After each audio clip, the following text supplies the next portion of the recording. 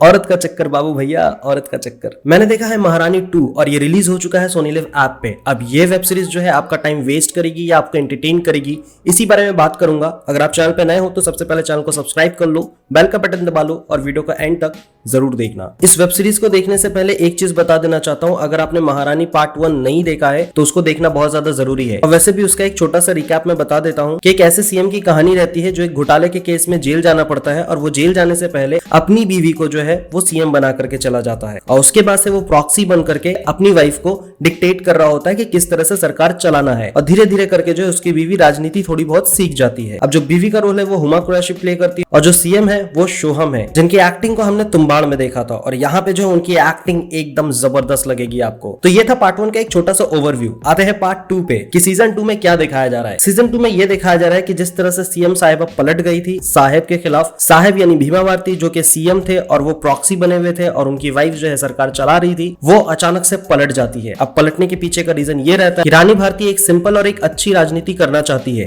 लेकिन वो सारी चीज इम्पॉसिबल होता है। सीजन 2 के अंदर में आपको देखने को मिलेगा कि भीमा भारती के कितने सारे रूप है, भीमा भारती क्या क्या कर सकते हैं और क्या क्या करके बैठे हैं, जिसके वजह से ही उनको जेल में डाला गया। लेकिन पार्ट 1 में उनका कैरेक्टर बहुत ही क्लीन दिखाया गया था, लेकिन सीजन 2 में आने के बाद आपको पता चलेगा कि असली में किसका कैरेक्टर सबसे साफ है और कौन अंदर अंदर बहुत ज्यादा गेम खेल चुका है। सो ओवरऑल कहानी अभी भी वहीं पे घूम रही है जहां पे थी कि महारानी खुद से कुछ नहीं कर पा रही है क्योंकि भीमा भारती जो है जेल में बैठे बैठे बहुत कुछ कर रहे हैं। एक डायलॉग रहता है जो कि काफी ज्यादा इंटरेस्टिंग लगता है, जिसमें वो कहती है कि आप तो भूलने नहीं देते, क्या करें सड़कों में खड्डा नहीं खड्डे में सड़क है। बस इस बात के बारे में जब भी सोचती हूँ आप याद आ जाते हैं। जब भी सुरक्षा की बात आती है और किसी लड़की का रेप हो जाता है तो आपकी याद आती है। जब भी कोई गुंडा राज करता है तो आपकी याद आती है। आप हमें भूलने ही कहाँ दे रहे हैं। ये कन्वर्सेशन रानी भारती भीमा भारती के साथ में जेल में खड़े होकर कर रही होती है और वहां से शुरू होती है जंग कि एक दूसरे के खिलाफ लड़ करके जो है राजनीति की जाए। और उसके बाद से आता है ट्विस्ट। आपको हर एक कैरेक्टर, जितने भी कैरेक्टर इसमें दिखाए जाएंगे वो बेमायने नहीं है, भले से वो जीजा साला वाला कैरेक्टर हो या फिर कोई गुंडा हो, हर एक का एक इंपॉर्टेंट रोल है और हर किसी की परफॉर्मेंस मुझे नहीं पता कैसे मैजिकली एकदम जबरदस्त लगेगा आपको। अगर आपको ड्रामा देखने का ज्यादा शौक नहीं है तो आपको शायद ये काफी स्लो पेस लगे, लेकिन पॉलिटिकल ड्रामा कभी भी फास्ट पेस नहीं होता है क्योंकि पॉलिटिक्स अपने आप में एक ठहराव वाली चीज है जिसमें बहुत ही ठहराव की जरूरत होती है। और उसी चीज को जो है जिस तरह से डायरेक्ट किया गया है, डायरेक्शन को देख करके आपको बिल्कुल भी नहीं लगेगा कि डायरेक्टर ने बोला होगा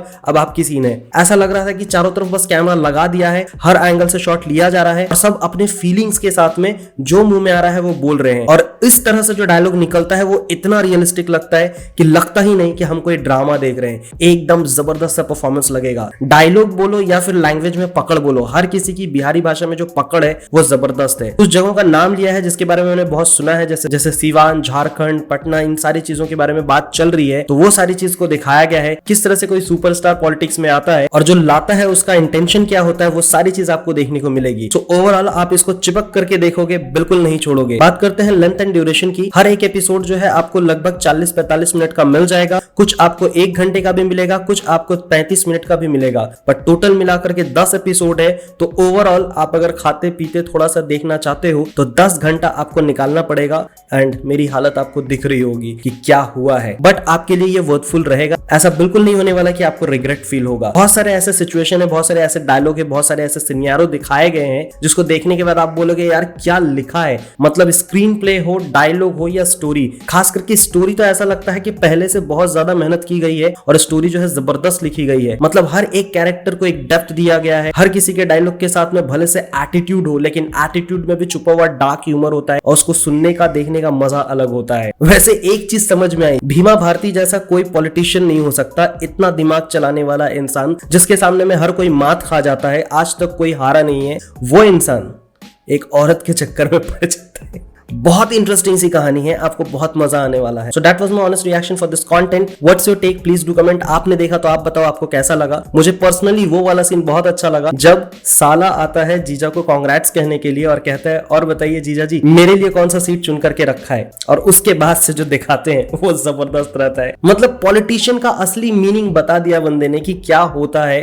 पॉलिटिक्स कैसे खेली जाती है, और जबरदस्त कैरेक्टर प्ले किया। तो उसके अलावा कुछ अफेयर्स के सीन्स है जिसको सुनने और देखने के बाद यही समझ में आया कि अच्छा से अच्छा इंसान भी जो है ना अफेयर के टाइम पे, प्यार के टाइम पे दिमाग से गुल हो जाता है।